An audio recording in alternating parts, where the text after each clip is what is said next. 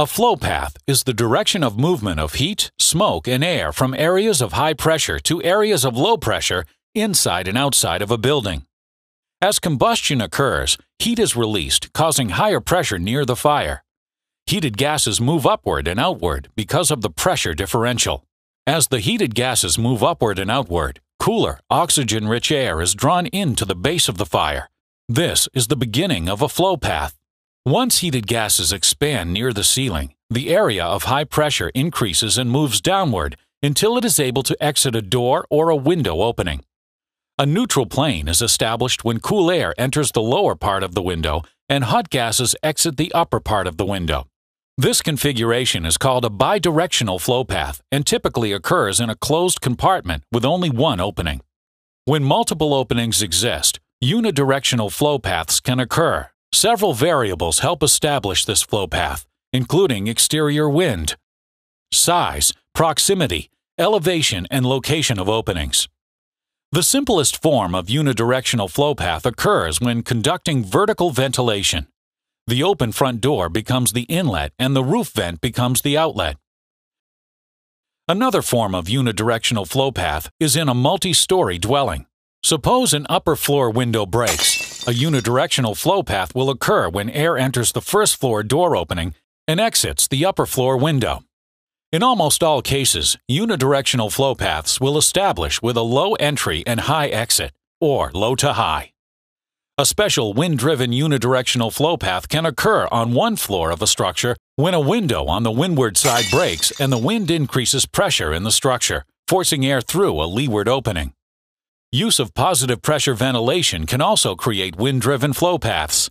As flow paths are established, fire will grow and travel in the direction of the flow path.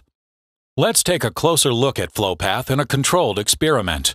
This prop was designed by Adam St. John, a fire research engineer with ATF Fire Research Laboratory. Our prop is comprised of two chambers or rooms stacked on top of one another. They are connected by a third chamber, which simulates a stairwell. Movable openings, or doors, are found on either side of both chambers, connecting either to the outside or to the stairwell. The stairwell has two outlets to the outside, one of them simulating roof ventilation. As we begin, all openings are closed except the door on the left of the lower floor. When we ignite the fire, air comes in low and exits high, moving in cool and going out hot, in a bidirectional flow through one opening. Even when the door to the stairwell is open, the flow remains bidirectional. However, once the upper door of the stairwell is opened, the change is almost immediate, moving from a lower inlet to a higher outlet. This flow path is unidirectional and is caused by heated air rising. If you were to attack this fire against the flow path, it would be much more difficult to get water to the seat of the fire. However, if you were to work with the flow path, putting water in from the lower inlet that is taking in cooler air, the mist and water would flow along the flow path toward the seat of the fire. If the upper door were closed and the roof vent were opened, the unidirectional flow would be even more pronounced. This illustrates how improper roof ventilation can make a fire worse instead of improving the situation.